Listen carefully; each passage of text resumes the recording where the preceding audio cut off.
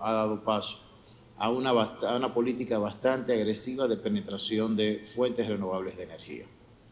Al día de hoy, en República Dominicana tenemos más de 2 gigavatios de fuentes renovables instaladas en el país. Esos 2 gigavatios de fuentes instaladas, sumado a una política de diversificación también de los hidrocarburos y de mayor penetración del gas natural, entendido bajo 2 premisas como combustible transicional para la República Dominicana. La primera premisa, evidentemente, es una muy conocida y que hemos hablado y que se ha hablado en prácticamente todos los foros, y es que es de todos los hidrocarburos el que menor impacto medioambiental tiene. Pero hay una segunda premisa más material, más práctica, que es la ubicación geográfica de la República Dominicana. La República Dominicana es un país que, gracias a Dios, estamos en un muy buen punto de acceso para el gas natural licuado, toda vez que somos de los pocos países que tienen 2 grandes hubs de licuefacción de gas a menos de 2.000 kilómetros de distancia. Llámese el hub de licuefacción del Golfo de México y el hub de licuefacción de Trinidad y Tobago, del cual tradicionalmente nos habíamos suplido, aunque hoy el suministro de gas se ha movido básicamente hacia la zona, hacia el hub norte, que es en el Golfo de México. Esto ha, a su vez, implicado que estamos en el programa de expansión de generación más intenso y ambicioso que se había planteado la República Dominicana. En este momento, la expansión de la generación eléctrica en República Dominicana ha implicado en estos últimos 5 años y en este momento de construcción una meta de instalar más de 2.000 megavatios de generación térmica. ¿Qué significa 2.000 megavatios de generación térmica? Lo ponemos por nombre y apellido. Estamos instalando 4 centrales. Hemos instalado ya una, está funcionando, y se están instalando ahora mismo 4 centrales de gran escala de ciclo combinado. 3 en la costa norte, en la zona de la bahía de Manzanillo, y una en el nodo de consumo del Distrito Nacional, llámese Boca Chica, de unos 460 megavatios. Pero en adición a eso también se han instalado proyectos menores en San Pedro de Macorís, el proyecto de Energas de unos 130 megavatios. Se instaló la unidad SIVA en Boca Chica de 250 megavatios. Entonces estamos metidos en ese en esa transformación o esa ampliación del parque de generación térmico. Por el otro lado también estamos en la ampliación o la renovación de la capacidad hidroeléctrica de República Dominicana. Aquí hago un paréntesis, los dominicanos no podemos engañarnos. Nuestra capacidad hidroeléctrica siempre va a estar limitada por el tamaño de nuestras cuencas hidrográficas. Un simple ejercicio que tenemos que ver es que cualquier río de la República Dominicana lo podemos cruzar, un nadador inexperto lo puede cruzar en su desembocadura.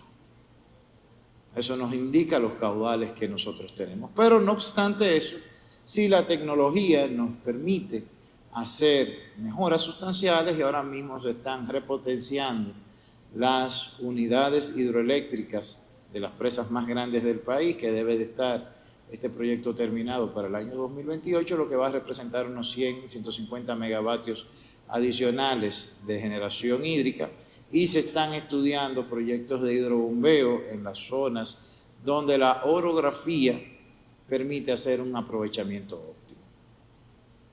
Y el tercer escalón que les mencioné es la generación renovable. La generación renovable que cuando por primera vez en República Dominicana se reguló desde una perspectiva esencialmente promocional.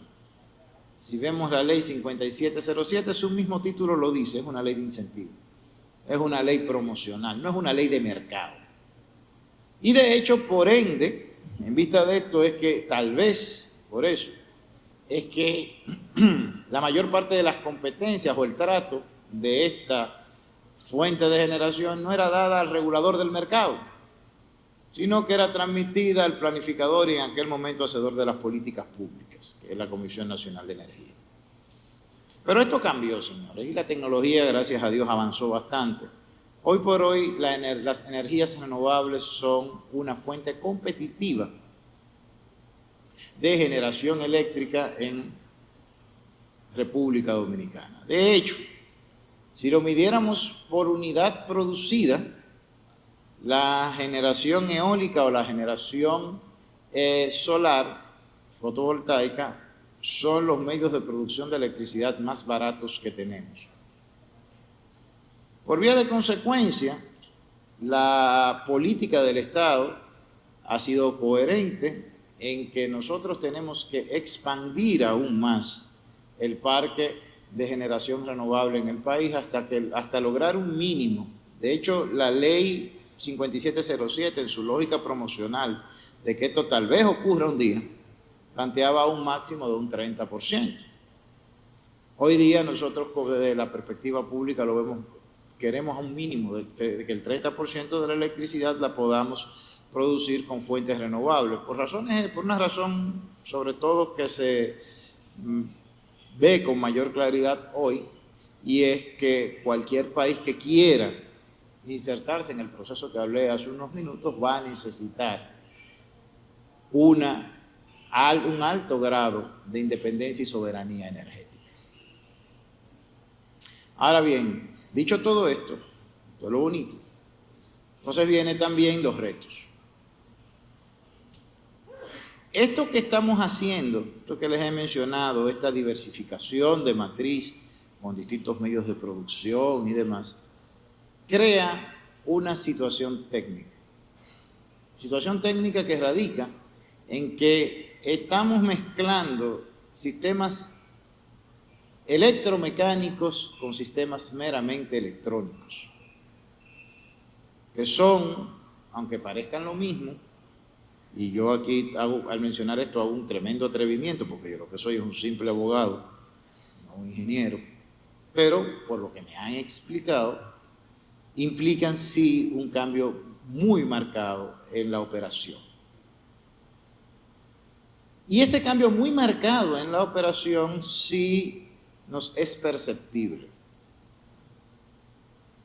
Para que tengamos una idea, nosotros lamentablemente en República Dominicana, como en otros países de la región que vivimos el mismo proceso y que llevamos políticas similares, en los últimos 24 meses hemos sufrido interrupciones generales del servicio. Hemos tenido frecuencia cero. ¿La causa de esto es la penetración de energías renovables? No. La verdad es que no. Y de hecho los informes del organismo coordinador así lo atestiguan. Ahora, sí hay una causa ulterior, que es la disminución o el incremento de los niveles de seguridad requeridos para operar de manera efectiva el sistema energético. O sea, nuestra ley planteaba, o ha planteado históricamente, nuestra ley, nuestros usos y costumbres sobre todo, habían planteado una operación basado en determinados parámetros. Cuando nosotros pasamos el análisis de las causas de la interrupción a lo que debemos hacer realmente, que es el análisis de las causas de las situaciones sistémicas que la operación del sistema envuelve, la conclusión a la que llegamos es que nosotros tenemos que redefinir, y ha ocurrido también en otros países, los parámetros operacionales. Porque si no redefinimos los parámetros operacionales, entonces ponemos en riesgo el acceso de los ciudadanos al servicio. Y recordemos, que esto sí lo puedo decir con propiedad, que al final del día este es un servicio público. Los servicios públicos están constitucionalizados en nuestro marco jurídico. Y lo que se vuelve y el acceso del servicio público, la garantía del servicio público, es un deber constitucional que tiene el Estado. Pero de cara a nosotros como ciudadanos, el acceso al mismo se convierte en un derecho constitucional. Y en un Estado de Derecho, el cumplimiento de los derechos fundamentales debe de ser la prioridad. Entonces, al redefinir los parámetros operacionales, sencillamente, y lo puedo decir con no satisfacción, porque la satisfacción hubiese sido poderlo haber previsto, no haber actuado ex post, pero sí, la redefinición de los parámetros operacionales, no a los límites óptimos que buscamos, sino a límites intermedios que permitan la operación con lo que tenemos hoy día, ha permitido que, por ejemplo, uno de los sistemas autónomos de protección que hay en el sistema, que se llama el Sistema de Deslastre Automático de Carga, el EDAC, que es un sistema que saca carga de la red cuando hay una fluctuación, que en el mes de febrero nos operó hasta un rango de 250 gigavatios, o sea, sacó 250 gigavatios del sistema para preservar su estabilidad. En el mes de mayo no actuó. Entonces ese es el elemento primario. Y aquí vamos cayendo en algo que yo sé que para muchos de ustedes es una preocupación, pero que más que una preocupación debe ser una ocupación. El sistema energético parte de dos premisas. Sí, y nuestra ley así lo define. Nosotros tenemos que buscar la prestación del servicio basada en el criterio económico de mayor costo-eficiencia. Pero como paso anterior está el criterio de seguridad y garantía prestacional.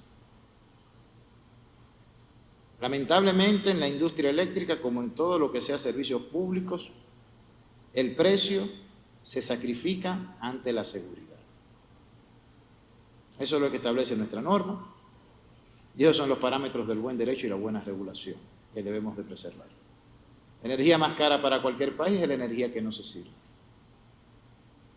No es que nuestro sistema sea perfecto, no es que yo pueda venir a decirle aquí a ningún dominicano se le va la luz, no es verdad, no puedo decirlo, pero sí tenemos un compromiso de que cada día esas situaciones se minimicen.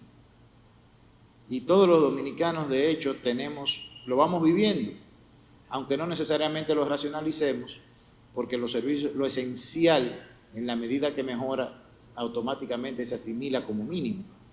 Pero sencillamente, tal vez yo le puedo preguntar a algunos que viven en edificios y llevan varios años viviendo en ellos, ¿cuánto le ha subido la cuota de mantenimiento para cubrir el valor extra del aumento de los combustibles? Probablemente sea poco o nada con relación a otros periodos. Y tiene una razón sencilla, porque es que el factor de ajuste no es el combustible, porque ustedes, los dominicanos, ya las unidades de emergencia las utilizamos precisamente para emergencias, porque el factor real es el costo de la electricidad, que es la principal fuente de abastecimiento de todos los ciudadanos hoy día. Eso sí lo puedo decir con cierto nivel de propiedad. Entonces, en vista de esta realidad de que tenemos que garantizar la seguridad operativa en este nuevo ecosistema energético que se ha ido y que hemos ido dibujando, nos surge entonces, no podemos obviar, sí esa obligación de costo-eficiencia que tenemos que buscar. Entonces, aquí surge la gran pregunta, y que creo que es la pregunta del millón. Hace 2 meses yo estuve reunido con mis colegas iberoamericanos y la gran pregunta que todos tenemos es la pregunta del millón para nosotros, es ¿cómo integramos? Es el tema de la integración. La integración del nuevo ecosistema para que opere de forma simultánea bajo parámetros altos de seguridad y bajo un criterio esencialmente de costo-eficiencia económica. Ese es nuestro gran reto hoy día, nuestra gran ocupación. Y ahí, por suerte, la tecnología usualmente nos da una parte de la respuesta. Hace 2, 3, 4 años, se lo comentaba a alguien, Los países que avanzaron más rápido que nosotros en la penetración de renovables y en la constitución de estos ecosistemas diversos de generación, sencillamente no tenían respuesta técnica. Y se hablaba una palabrita que en inglés le pusieron curtailment, en español su traducción sería más o menos vertimiento. Se hablaba como un problema raíz, producto que era algo así como una norma, una regla malthusiana, de que llegado a cierta concentración de recursos, así como Malthus decía que llegado a cierto nivel de población, sencillamente continuaría, después de una bonanza, vendría una hambruna. En la industria eléctrica, el paralelo sería, después de determinada penetración de fuentes renovables, vendría el curtailment y todos se irían a la quiebra. Esa era la lógica con la que vivimos los últimos años. De hecho, para los que le tengan interés, pueden estudiar bastante, que quedó bastante claro en los casos de Chile, en el desierto de Atacama, la industria, la tendencia a precios negativos en Chile, España, en otros países, y cómo esto golpeó la inversión. Ahora bien, en el caso de República Dominicana tenemos una ventaja.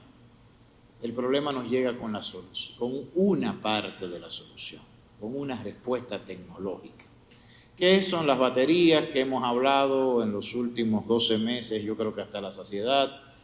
Yo mismo creo que me he convertido casi en un pastor evangélico de la necesidad de implementación de baterías en República Dominicana, y como vía de consecuencias, desde mi posición actual, hemos actuado desde la perspectiva regulatoria, creando las condiciones primero para que los inversionistas con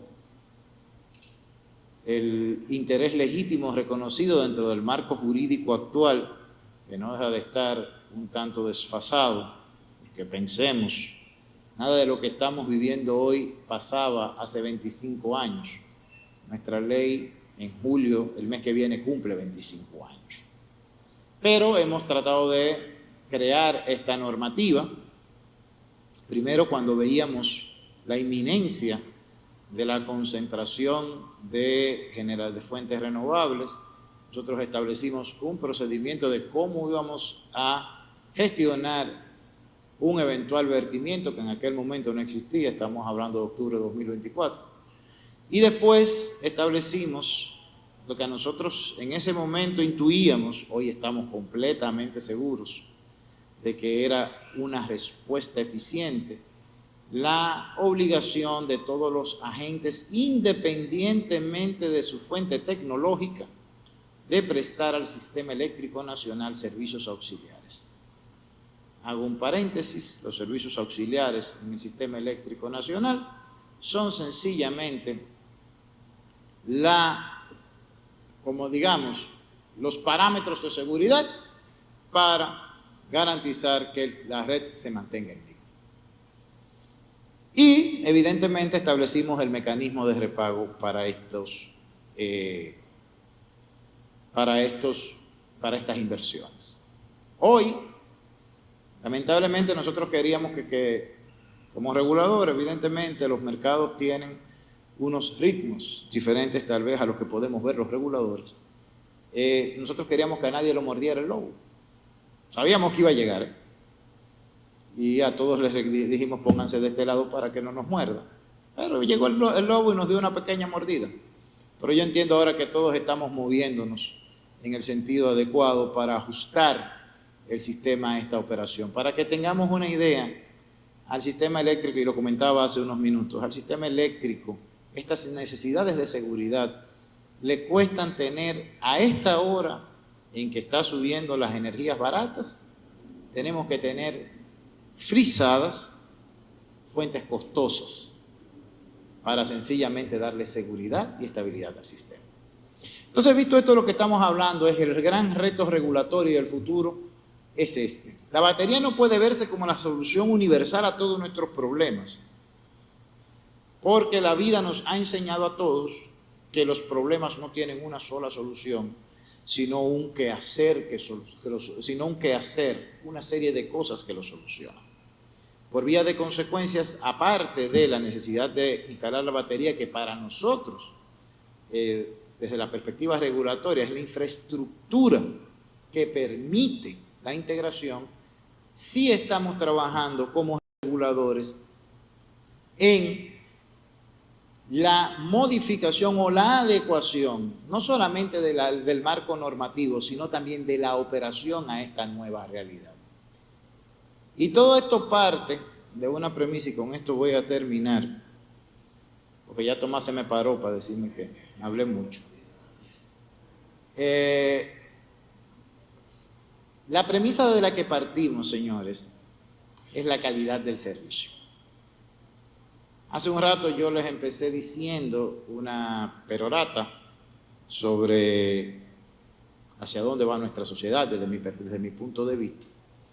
Pero desde el punto de vista, desde el sector eléctrico, eso, ese hacia dónde va, solo se va a lograr con un servicio de calidad. Nosotros mismos como usuarios hemos cambiado nuestra perspectiva y nuestros patrones de consumo. Hemos cambiado nuestros niveles de exigencia.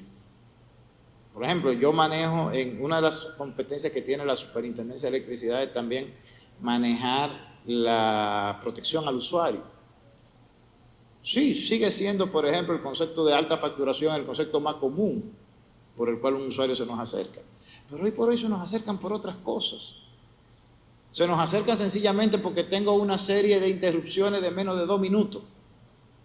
Y eso me está causando un problema. Eso hace 10 años no era un problema en República Dominicana. Entonces, todo lo que estamos haciendo, lo estamos haciendo enfocados esta integración, este proceso de transición, este proceso de ampliación de base de generación, enfocado en la mejora de la calidad de servicio en 3 dimensiones. La calidad del servicio desde la perspectiva meramente técnica, la calidad del servicio en la calidad del producto que recibimos, es decir, que la electricidad sea constante, confiable, etcétera, etcétera, y la calidad del servicio comercial. Que todos los dominicanos tengamos certeza de que se nos factura bien, que se nos cobra bien, pero también que todos los prestadores de servicio puedan perseguir a los dominicanos que no cumplimos también con nuestros derechos, nuestros deberes. Porque recordemos que todos tenemos deberes y derechos. Y por último les digo, este es un proceso literalmente interesante en la industria eléctrica global, porque por primera vez estamos ante la ruptura de paradigmas. Tal vez algunos de los que están acá fueron alumnos míos y participaron en algunas de mis clases de Derecho Energético. Y tengo hoy que humildemente pedirles disculpas porque yo les dije un disparate. Todas mis clases yo las empezaba diciendo, la regulación energética parte del axioma de que la electricidad no se almacena. Años después, eso es mentira, la electricidad se almacena y de hecho, ahora también vamos a tener que repensar las características del mercado que regulamos. Por ejemplo, el mercado nosotros siempre lo hemos planificado en torno a demandas máximas, cuando ahora probablemente vamos a tener que planificarlo en razón de unidades de energía consumida, porque por algún motivo estamos moviéndonos de un mercado de fluidos a un mercado de commodities. Señores, muchísimas gracias y gracias por la atención.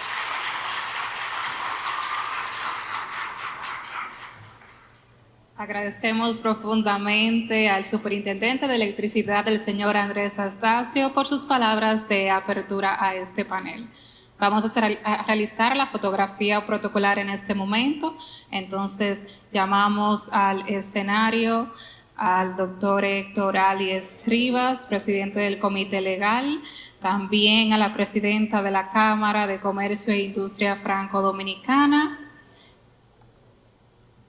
para que nos acompañen en esta fotografía, por favor.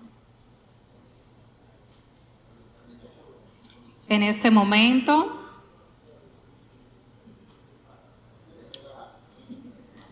vamos a llamar a quienes integrarán este tema desde distintas perspectivas. Nos acompañan la Chief Operating Officer de ACWA Energy República Dominicana, la señora Ofelia Len. Bienvenida. Puede pasar. Asimismo, la vicepresidenta legal y corporativa de Martí, Alexandra Garner Mota. Con ellas nos acompaña la directora legal de Total Energies, la señora Laura Veloz. Y asimismo, la moderación de este espacio estará a cargo de la señora Catherine Rosa Rodríguez, socia de Jiménez Peña Abogados. Bienvenida.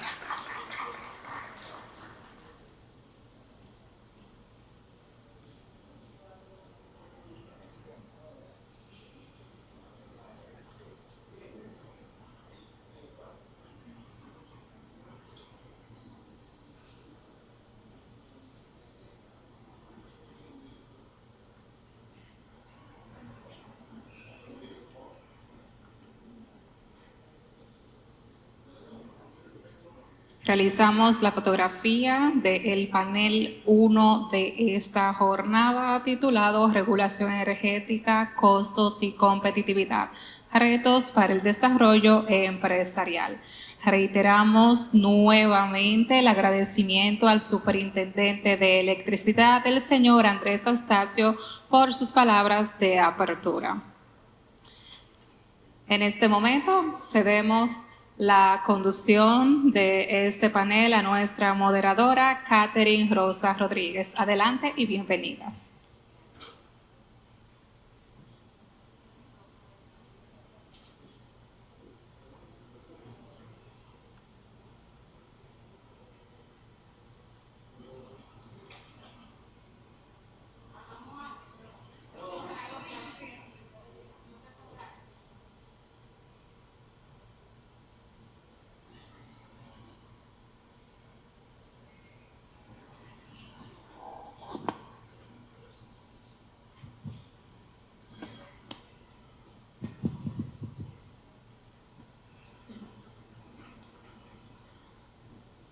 Bueno, pues buenos días a todos, buenos días a nuestras panelistas. Gracias por acompañarnos en este panel sobre regulación energética, costos y competitividad, retos para el desarrollo empresarial. Bueno, pues yo voy a partir de lo que comentaba nuestro superintendente de electricidad, justamente hablando de lo que sabemos. Sabemos que nuestro mercado ha crecido, que tanto por el crecimiento empresarial como por el uso de la tecnología, hemos prácticamente duplicado la demanda en los últimos años, la demanda eléctrica, y por lo tanto esto ha implicado oportunidades de inversión, oportunidades que han ido en el sector energía, tanto a la parte de energía renovable como a nueva generación con gas natural como combustible de transición. Pero evidentemente, como en cualquier mercado que tiene un crecimiento acelerado, se van presentando nuevos desafíos a los que tenemos que hacer frente. El superintendente ya los abordó de manera general con una visión desde el regulador, y ahora pues vamos a abordar estos mismos desafíos ya con una visión desde el sector empresarial. Y aquí, bueno, los desafíos sabemos que van en muchos sentidos, van comenzando por el reto de cómo integrar las renovables al sistema, y ahí hablaba el superintendente del tema del vertimiento o el curtailment. La parte de la red, y la infraestructura de red y su alcance, y igualmente la bancabilidad de los proyectos y los desafíos para lograr esa bancabilidad.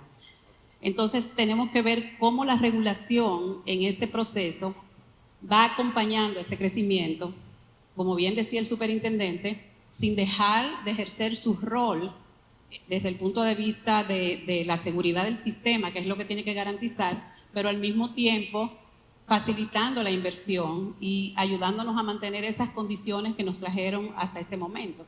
Entonces, para eso, bueno, pues estoy aquí con Ofelia, con Alexandra y con Laura. Vamos a comenzar conversando quizás de cómo está el sector en este momento. En tu caso, Feli, ustedes son un desarrollador de larga data, operador de proyectos por mucho tiempo. Estuvieron aquí desde que el mercado era incipiente, cuando los retos eran otros. Ya superaron esos iniciales, esos desafíos iniciales. Y ahora, bueno, ¿qué visión tienen ustedes? ¿Qué ustedes ven realmente en relación a lo que es el sector actualmente y cuáles son los retos que tenemos?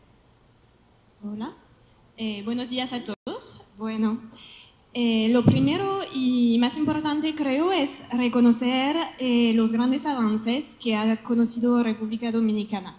Nosotros llegamos hace 10 años y hace 10 años el principal desafío era comprobar que la energía renovable es una fuente que técnicamente es viable y que se puede atraer para esas energías capital en República Dominicana. Hoy ese reto no existe más para nada. Hay intenciones de invertir en el sector renovable en la República Dominicana muy marcado. Los dos retos, no obstante, que vemos son dos retos que estaba mencionando el señor Astacio ahorita y que también Catherine estaba enfatizando, que vienen con la importancia para el país de mantener el dinamismo en un sector que se ve cada vez más maduro. Estos dos retos son, en el caso del primero, la importancia de la infraestructura y la flexibilidad del sistema. Entonces, a medida en que las energías renovables se integran al sistema, se nota en República Dominicana, pero también en todos los países del mundo, algunos retos en cuanto a la expansión de las redes de transmisión y el vertimiento. Eso es normal y son cosas a las cuales los inversionistas extranjeros están acostumbrados porque lo han visto en otros países. La gran ventaja que tiene República Dominicana es que ese tema está surgiendo en un momento en que tenemos respuestas técnicas para abordar este reto. Esta respuesta técnica es la batería. ¿Por qué? Porque permite decongestionar la red y permite también desplazar la energía solar que se produce de día en momentos en que la demanda de energía es más alta, pues a final de la tarde típicamente. Esa respuesta es importante y me lleva a hablar del segundo desafío, que es el tema de nuestro panel, que es la regulación.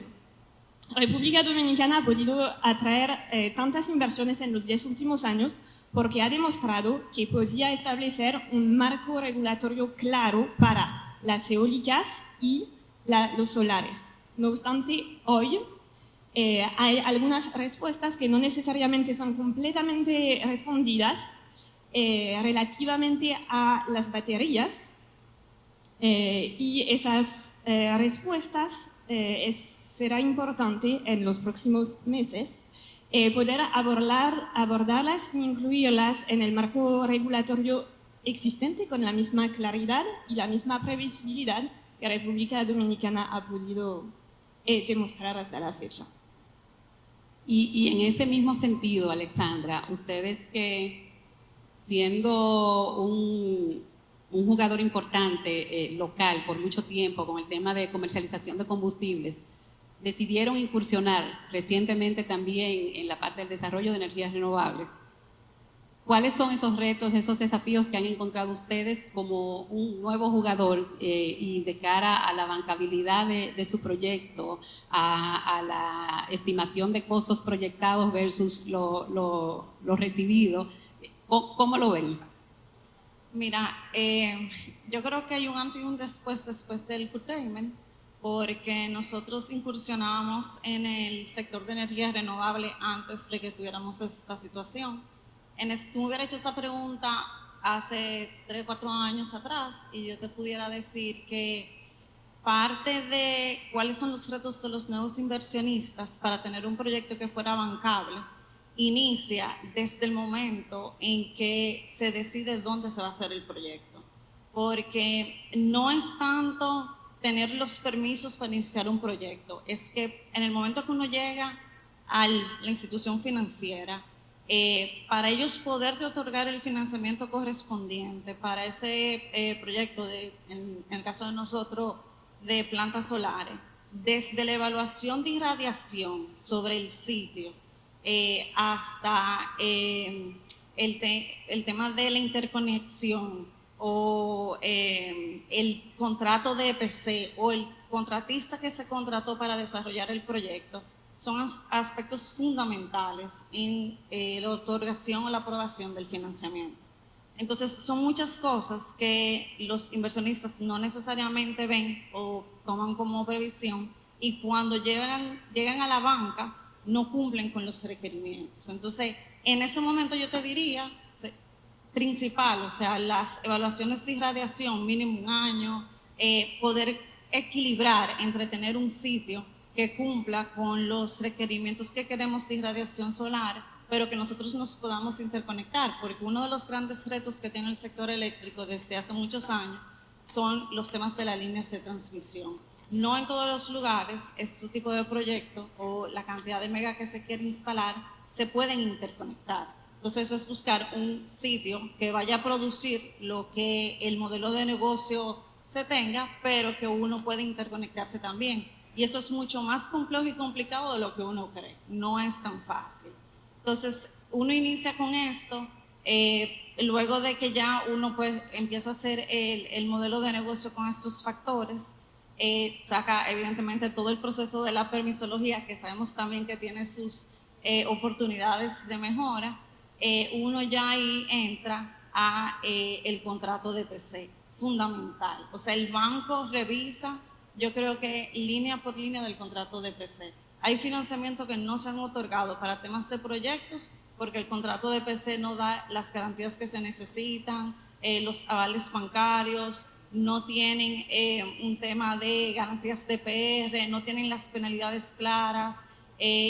Todo el tema del funcionamiento del contrato de EPC, de un precio fijo, de cómo puede variar, es fundamental. Y también quién es el EPCista. Tiene que ser un EPCista solvente, tiene que tener experiencia dentro del mercado, tiene que haber desarrollado ese tipo de proyectos anteriormente. Todo eso son de los puntos principales que evalúa el comité de riesgo y por el cual se otorga o no se otorga un financiamiento. O sea que es desde el inicio, o sea, toda la parte que pueden hacer o no un proyecto bancable. Sin embargo, hoy en día me preguntan, y yo creo que el desafío mayor es el curtailment. ¿Por qué? Porque la garantía principal de las instituciones financieras para ese tipo de proyectos es el PPA. El PPA es el que te garantiza el flujo de caja que va a recibir el proyecto. Entonces, cuando nosotros tenemos, en el caso de las energías renovables, unos PPA que no tienen un ingreso fijo, como las térmicas, sino que tienen es por la energía que se inyecta en el sistema, tú no tienes una garantía de flujo garantizada. Y actualmente, parte de la situación que entendemos perfectamente, como le estaba diciendo el señor Astacio y como le comentaba ahora, es una realidad. Ha ocurrido en otros países, se ha tenido que enfrentar. Tenemos una opción, una opinión, vamos a decir, muy humilde. Para mí la batería no es la solución de la situación, mitiga el problema, pero no lo resuelve, porque el curtailment va a seguir pasando. Lo que pasa es que uno va a poder inyectar energía en diferentes momentos del día y va a poder compensar la falta de ingreso de lo que dejó de recibir en el día en el momento del curtailment.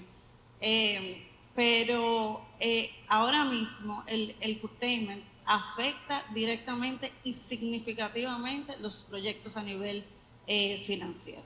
Nosotros estamos teniendo una situación actual donde estos proyectos que se concebieron hace 10, 8, 5, 6 años no tenían previsto una situación de curtailment y donde en muchos casos hay proyectos que los ingresos que están recibiendo ni siquiera dan para pagar el financiamiento del banco. Sí. Entonces, es una situación real, es una situación que se está pasando, que se está manejando en diversas mesas multisectoriales para buscarle una solución. Está el tema de las baterías, pero las baterías tampoco es una solución de hoy a mañana. Y entre el hoy a mañana puede pasar 12 meses, pueden pasar 6 meses. Y realmente cualquier empresa, cualquier negocio aguanta 6 meses, 8 meses, 12 meses de pérdidas significativas. Entonces, esas son cosas que ahora mismo los comités de riesgo de la banca, el primer punto que ven, lo que en su momento era, el parque va a generar, no va a generar, pero yo tengo un PPA con unos flujos garantizados, el primer punto que ven es, háblame del curtailment. ¿Qué tanto va a generar? ¿Cómo nosotros vamos a garantizar el dinero que en este momento estamos prestando, invirtiendo en ese proyecto? Así es. Y en ese mismo sentido, Laura, ustedes que están también en ambos sectores, ven la parte de combustible con una visión más global, igual ven la parte de renovables también con una visión más global, porque también tienen otros mercados. ¿Cuáles son esos retos, esos desafíos particulares que ustedes están identificando en este momento en el sector? Gracias, Catherine. Yo quiero hablar primero de oportunidades y amarrar un poquito sobre lo que decía Alexandra. Tú bien mencionaste que Total viene jugando en ambos ejes. Total Global tiene una filosofía o una estrategia de más energía con menos emisiones, a través de una oferta integrada que se traen a los clientes con combustibles, si bien derivados del petróleo, pero también con el LNG, el gas natural como el combustible de la transición, en el gases verdes, renovables, biocombustibles.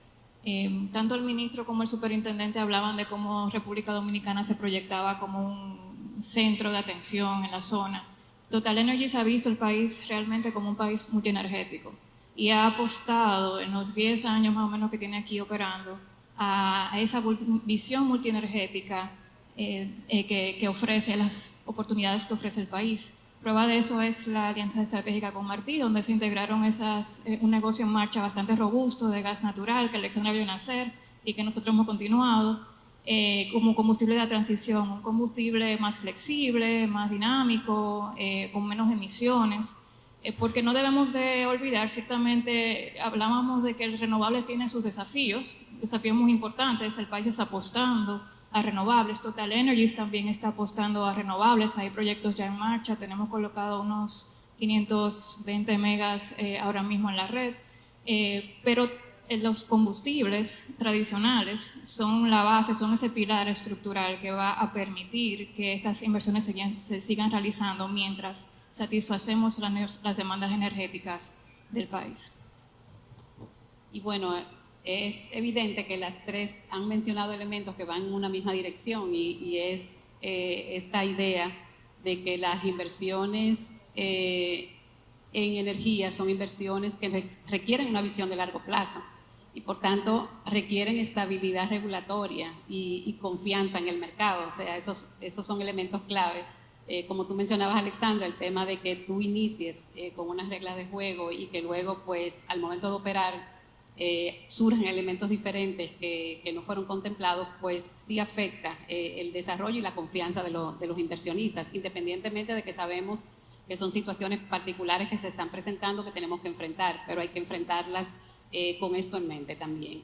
Y partiendo de esta misma idea, vamos a hablar un poco de esta relación entre la regulación, los costos y la competitividad empresarial.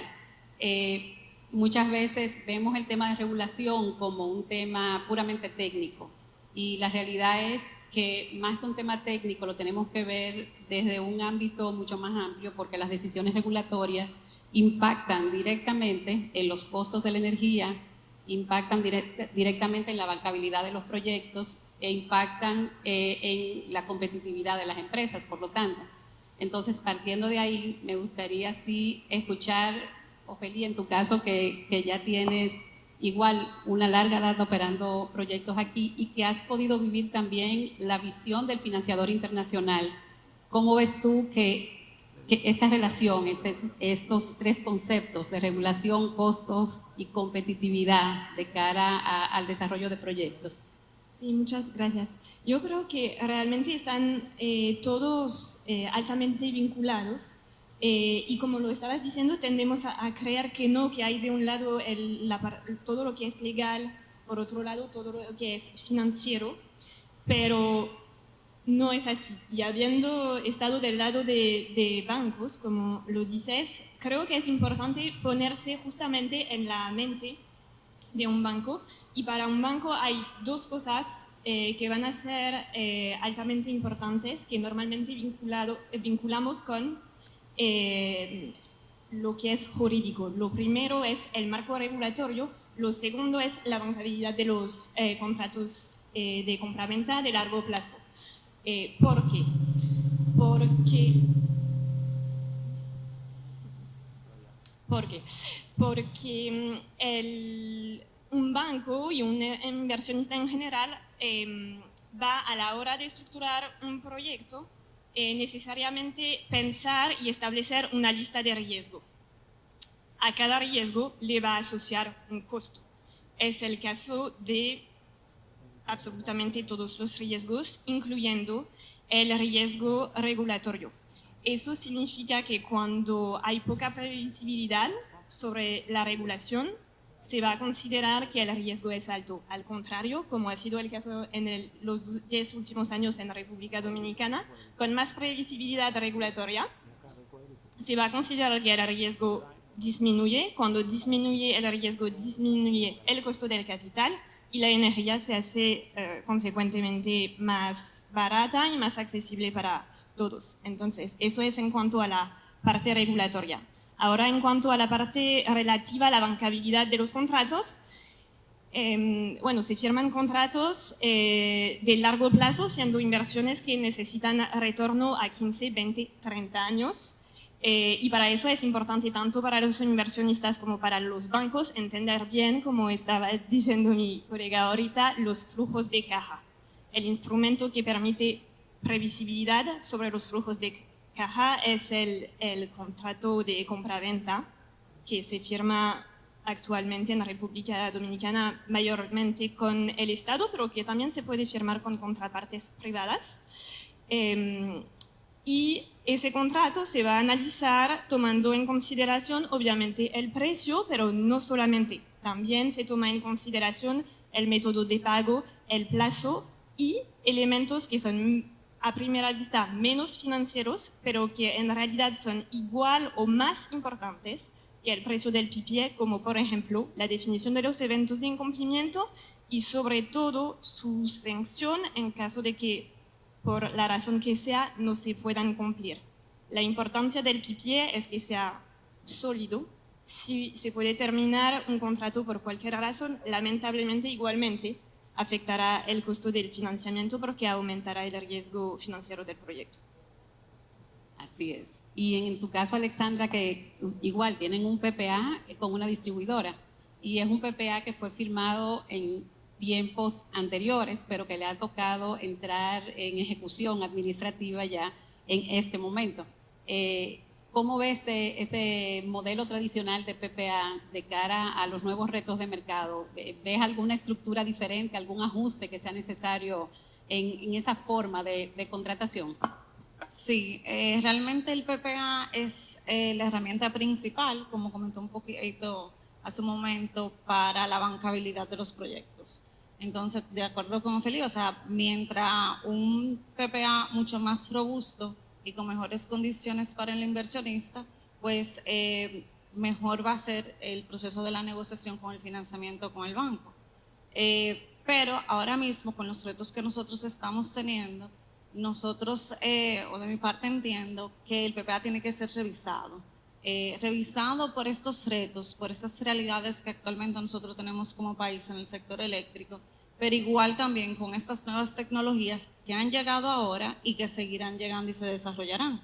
Y uno de los puntos de manera particular es poder verificar y evaluar lo de tener un precio fijo para las energías renovables dentro del PPA.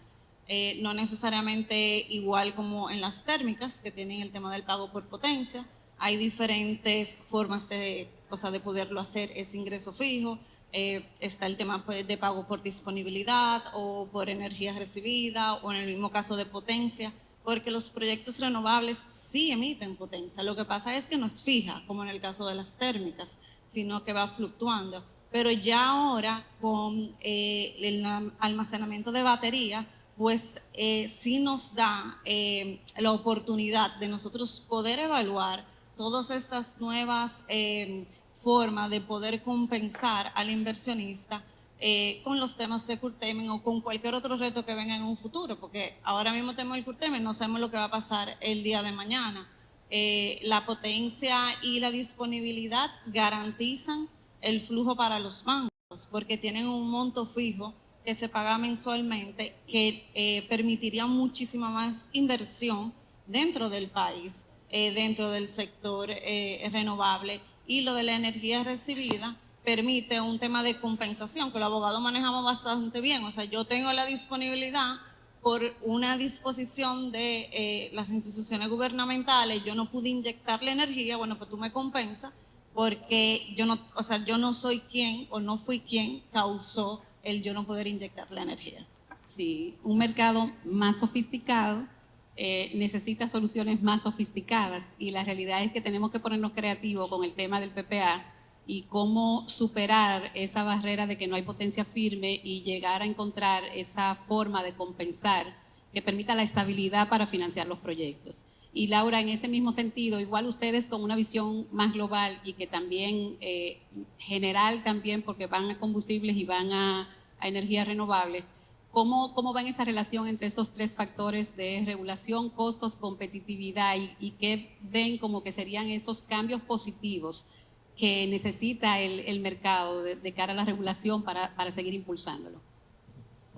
Bueno, volviendo a los combustibles como una fuente de energía, nosotros somos una isla que somos sumamente vulnerables a las fluctuaciones de precios, situaciones geopolíticas. Lo vivimos en el 2022, 2023, con el gas natural nos dio muy duro la situación en ese momento, siendo el combustible de la transición una apuesta nueva. Pues vimos a nivel de nuestros clientes cómo estábamos luchando por mantener a flote esa inversión. Gracias a Dios ese mercado se ha estabilizado bastante, ha habido más inversión a nivel internacional en fortalecer esas infraestructuras de suministro, y eso lo vemos hoy en nuestra cartera de clientes cuando ya estamos volviendo al gas natural a nivel industrial como una fuente de generación mucho más limpia y flexible. Pero seguimos teniendo retos a nivel de hidrocarburos, lo vivimos hoy en día. La regulación nuestra, bueno, pues hace sus mejores esfuerzos por mantener la demanda energética atendida, mientras que llevamos un poquito más suave o de manera la más razonable posible el bolsillo del dominicano. Pero tomando en cuenta también que la legislación, que es bastante viejita ya, tiene su buen cuarto de siglo, uno cree que el 2000 fue el otro día, pero no, que hemos tratado de mantenerla a flote con diversos decretos, resoluciones que más o menos quieren atender las situaciones que se van presentando. Merece un refrescamiento, merece ser adaptada a los desafíos actuales. Nosotros no podemos olvidar, hablamos mucho de generación, de renovables, de energía de transición, pero hay muchos sectores productivos que dependen todavía de los combustibles tradicionales a nivel comercial, industrias que son grandes colaboradoras al PIB. Y por qué no, todos nosotros también, que somos los consumidores primarios, los grandes consumidores y afectados también de toda esta situación. A nivel de nuestra operación en estaciones de servicio, atendiendo a nuestros clientes comerciales, tenemos desafíos importantes para llevarle el paso a los cambios y las exigencias que se nos presentan como industria para mantenernos correctamente habilitados para operar, para adaptarnos a nuevas interpretaciones y formas de ver las cosas que pueden tener las diferentes autoridades y de poder ofrecer un servicio realmente integral desde el LNG como combustible de transición hasta, bueno, cada uno de nosotros en estaciones de servicio, pues recibiendo el mejor servicio posible, el mejor producto posible dentro de un marco de completo cumplimiento regulatorio. Y ahí, hablando de competitividad, que es el tema que nos une en este momento, alineado con la regulación, también es bueno enfocar un poco este concepto de competitividad, porque igual que nos pasa con la regulación, que a veces la vemos como un tema técnico, con la competitividad empresarial nos pasa que lo vemos como un concepto abstracto. Y la realidad es que la competitividad es un concepto muy práctico y medible, sobre todo, y está directamente relacionado con la capacidad de atraer inversión, con la capacidad de desarrollar infraestructura, con la capacidad de integrar nuevas tecnologías y de crear un mercado eficiente. Entonces, si en el momento, digamos que en la etapa pasada de nuestro sector, lo que nos caracterizó como competitivos, digamos, fue lo de integrar mayor capacidad de generación para lograr la meta que teníamos. Ahora, como decimos, con este mercado ya, con la generación llegando un poco a la par de lo que necesitamos y con la integración de las nuevas tecnologías, pues se presentan nuevas oportunidades para seguir siendo competitivos, pero tenemos que avanzar en ese sentido, o sea, la flexibilidad operativa, la integración de los sistemas, sea almacenamiento y lo que venga después de ahí, todo lo que nosotros necesitamos ver para mantenernos realmente competitivos en un mercado nacional y en un mercado internacional a los fines de atraer inversión. Y ahí, Ofeli, viendo eso, ¿cómo ves tú esos cambios quizás que necesitamos de cara al futuro? O sea, para mantener nuestro mercado competitivo en esta nueva era, en lo que viene. Es interesante porque, como estabas diciendo, muchas veces entendemos que el marco regulatorio no está completamente vinculado con competitividad, cuando en realidad, más que vinculado con competitividad, para mí por lo menos, es la base de la competitividad, es lo que define hacia dónde los inversionistas van a dirigir sus esfuerzos. Entonces, por ejemplo, actualmente nosotros como renovables entiendo que el punto clave, la necesidad clave va a estar justamente aquí. Bueno, somos, no sé, ese país es una isla, entonces voy tal vez a tomar una imagen marinera para ilustrar un poquito la situación, pero las baterías, como estábamos diciendo, son unas respuestas o totales o parciales, dependiendo de las opiniones de cada uno, pero por cierto van a permitir responder a muchísimos de los retos que hoy se enfrentan. Existe este instrumento que sería como un barco. La regulación ahí sería como un compás o una herramienta que tiene el capitán, que sería República Dominicana, para decirle a los inversionistas: yo necesito que vayas por esta vía. Esa es la señal económica que necesitas, ahí es que tú encontrarás rentabilidad, dirígete por aquí. Entonces, creo que para nosotros ahí se va a definir la clave de lo que pasará en los 10 próximos años en renovable en la República Dominicana. Y ustedes, Alexandra, ¿cómo ven esos desafíos y esos cambios de cara a lograr esa competitividad en esta nueva etapa? Mira, yo creo que se resume en mejorar y seguir trabajando en las líneas de transmisión a nivel país.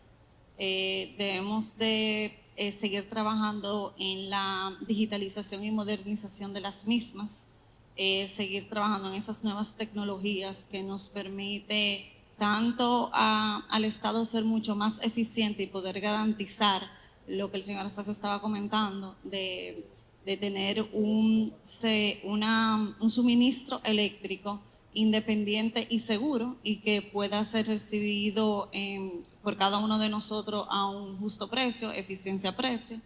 Igualmente seguir trabajando con el tema de las baterías, trabajar no solamente de los proyectos de gran escala, que es el que nosotros estamos conociendo o que se está hablando ahora y que salió la última licitación y todo eso, sino también él lo comentó en un momento, de esos servicios adicionales, la resolución de la superintendencia con instalar baterías para poder mantener la frecuencia y el voltaje en el sistema eléctrico, también seguir desarrollando el tema del arbitraje en energía, el poder reservar en almacenamiento la energía del día para poderla vender de noche, probablemente dentro de un mercado de spot, o sea, abrirse un poco a lo que nosotros tradicionalmente conocemos del sector de energía y traer estas nuevas oportunidades, reglas, tendencias y poderlas desarrollar. Y todo eso de la mano con un poco de lo que Feli decía,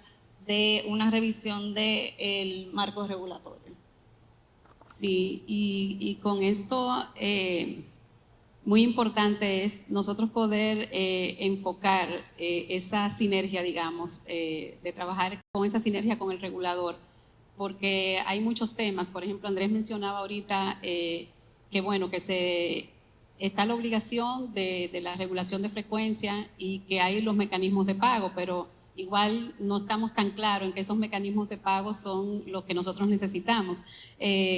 O las condiciones que se están poniendo a los proyectos en un momento que ya estaba su presupuesto copado, por ejemplo, y el rango de tiempo que se les da para entrar con todo esto. O sea que hay oportunidades importantes ahí de crear esa sinergia entre el regulador y el empresariado para ver cómo se integran estas soluciones de manera eficiente. Y en el caso de ustedes, Laura, por igual, una visión más global, integrada también con otros subsectores. Si tú visualizas así como 5 años, 10 años, ¿cuáles son esos cambios neurálgicos que tendríamos que empezar a hacer ahora para tener un sistema eficiente, un sistema eléctrico que funcione? La clave está en seguir apostando a la diversificación. El país tiene una meta 2036 de duplicar el PIB. Ese crecimiento económico necesita que vaya de la mano un crecimiento de la oferta eléctrica, energética, diferentes fuentes de energía que nos permitan realmente diversificar esa oferta y no prescindir tanto, o sea, de la importación de hidrocarburos tradicionales ni tampoco de fuentes de energía renovable, que hemos hablado bastante aquí sobre los desafíos que conllevan. Tenemos que apostar a una oferta diversificada para poder soportar esa demanda que va a requerir esa meta 2036 de duplicación del PIB. De la mano con eso, creo que estamos todos de acuerdo que necesitamos refrescar la regulación. No podemos olvidar a los combustibles tradicionales, que son y van a seguir siendo un pilar, van a ser la base sobre el cual vamos a construir ese futuro. Y bueno, para terminar, considero de la experiencia que hemos visto, vamos a seguir acumulando experiencias, tanto a nivel de la inversión que se hace como de las autoridades y de los diferentes actores. Y la República Dominicana tiene todos los factores necesarios para que este proyecto sea un gran éxito. Muy bien. Hoy hablamos de inversión, de regulación, de almacenamiento, de energías renovables, de nuevas tecnologías. En general, creo que la conclusión más importante es entender que en estos momentos ya no podemos ver el desarrollo empresarial y el desarrollo energético por separado. O sea, tienen que ser analizados en conjunto porque van de la mano. Y definitivamente el desarrollo, la continuación del desarrollo de nuestro sector y nuestra competitividad va a depender en gran medida de la capacidad que tengamos como país de desarrollar un sistema energético que sea capaz de soportar todos los cambios tecnológicos que vienen, o sea, flexible, capaz de ser financieramente sostenible, por supuesto, eficiente, y eso es lo que nos va a permitir seguir creciendo con esos niveles de competitividad, y para eso la regulación tiene que ayudar a mantener esas condiciones de inversión y de facilidad del financiamiento a largo plazo que hicieron de la energía un motor de desarrollo para que continúe siendo ese motor de desarrollo empresarial y de competitividad. Muchas gracias a todos por su atención. Con esto damos por concluido nuestro panel. Gracias a nuestras panelistas.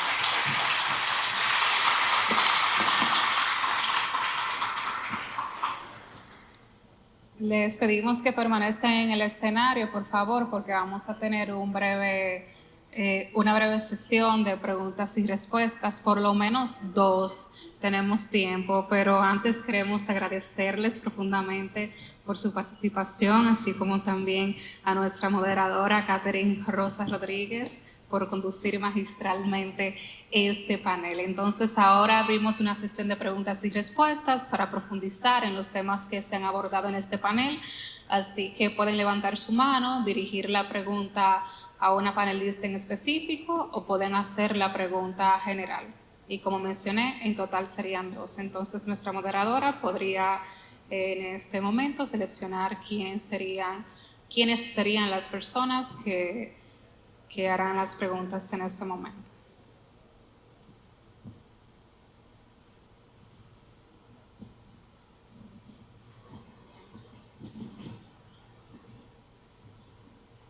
Yo tengo una pregunta que es muy razonable.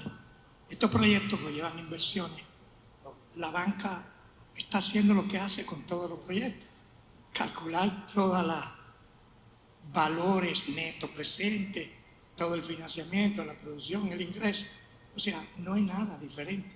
Lo que pasa es que el proyecto tiene sus particularidades, en el sentido de que el contrato y el ingreso es inestable, se busca con una parte por aquí, lo otro se cubre con las compensaciones. Entonces eso va a depender del Estado, con la planificación que se tenga, porque la base es energía tradicional y queremos ir llegando hacia allá. Lo de los acumuladores son recientes, que empezamos con aquello y ahora no hemos dado cuenta de la utilidad. Pero una pregunta muy importante que no la oí mencionar. Nosotros, así por la ubicación que tenemos mucha ventaja, pero también hay desventaja. Los huracanes, todo el clima y todo. ¿Cómo afecta o cómo prevén ustedes ese riesgo en esta situación, en este sector?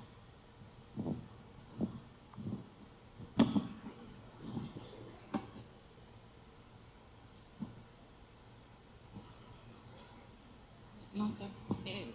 Bueno, realmente los riesgos climáticos son una limitación hoy importantes, porque se está considerando, por lo menos en el caso de los parques solares y eólicos, que son infraestructuras que son vulnerables a eventos tipo huracanes, terremotos. Entonces, obviamente, existen herramientas clásicas, seguros, y es la forma en la cual normalmente lo abordamos.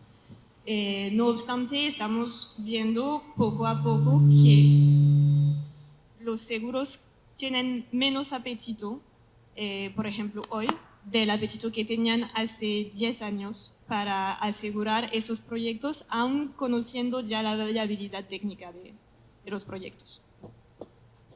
Y agregando a eso, por eso mencionábamos mucho diversificar las fuentes de energía disponibles para atender la demanda país. Renovables tiene sus desafíos, tales como lo que mencionaba el caballero, y la oferta debe de ser realmente integrada, debe ser flexible y debe de ser diversa. Siempre vamos a tener los hidrocarburos como la base estable para atender la demanda. Y solo para puntualizar, es una realidad. Yo creo que eso está dentro de los riesgos que uno toma en cuenta en el caso de cualquier modelo de negocio. Pero un poco uniendo lo que decía Laura y lo que decía Onfeli, a nivel de cómo se maneja, pues se maneja con el tema de los seguros. Eso es un tema que uno no puede controlar. Sin embargo, a nivel país, y no viéndolo a nivel de empresa, sino viéndolo a nivel país, la gran ventaja de seguir trabajando e invirtiendo y desarrollando las energías renovables es que nuestra matriz está diversificada y uno puede mantener esa independencia y esa seguridad energética aun cuando tengamos una situación como un huracán o un desastre natural que uno no puede controlar. Porque la parte de los hidrocarburos estarán, las plantas térmicas continuarán, y efectivamente el daño que puedo tener a nivel de infraestructura en los otros proyectos, pues entonces eso ya tomará su curso normal como en cualquier otro caso.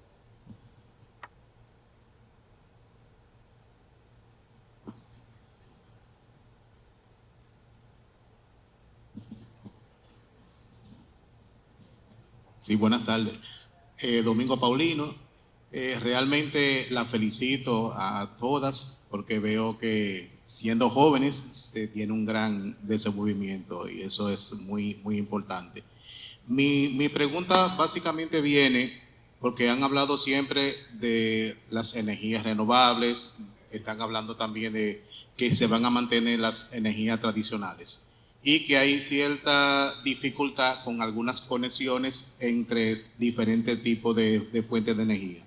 ¿Han pensado en o ha llegado alguna propuesta de alguna energía quizá nuclear como se hace en países desarrollados donde tienen una mayor eficiencia quizá de control más bien o estabilidad? Y si eso para la República Dominicana, como es una isla pequeña, si eso es factible a nivel económico en un futuro quizá mediano o largo plazo. Yo voy a dejar esas preguntas tal vez a mis colegas porque nosotros trabajamos exclusivamente desde la historia de nuestra empresa energía renovable, entonces lamentablemente no es un rango sobre el cual me puedo posicionar. Bueno, yo creo que en el caso de nosotras dos nos quedamos dentro de la parte que tiene que ver con, o sea, la expertise tiene que ver con la parte de hidrocarburos, de energía renovable, energía térmica, pero la energía nuclear existe, así como cualquier otra energía en otros países. Nosotros no lo tenemos aquí. Entiendo que es un tema que se ha podido conversar en las mesas a nivel del Estado o a nivel multisectorial.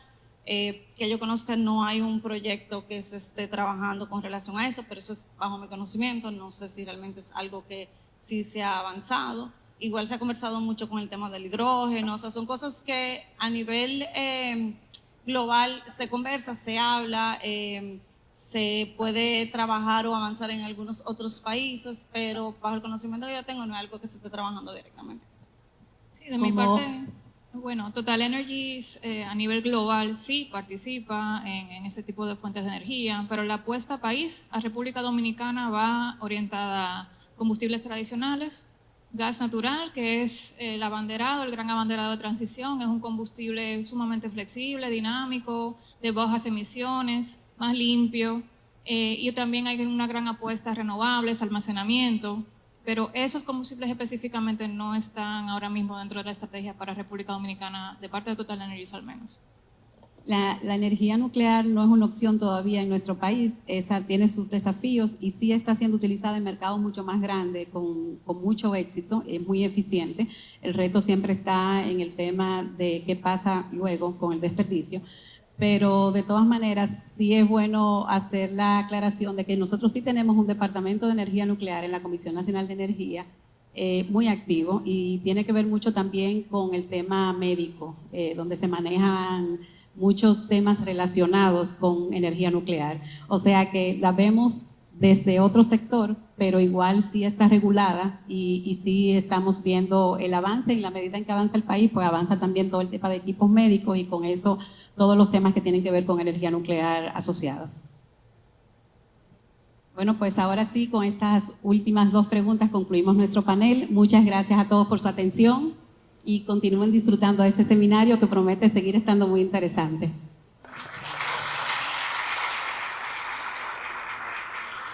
Así concluimos este panel que nos ha permitido conocer distintas perspectivas sobre los desafíos y oportunidades que plantea la regulación energética para la competitividad y el desarrollo empresarial.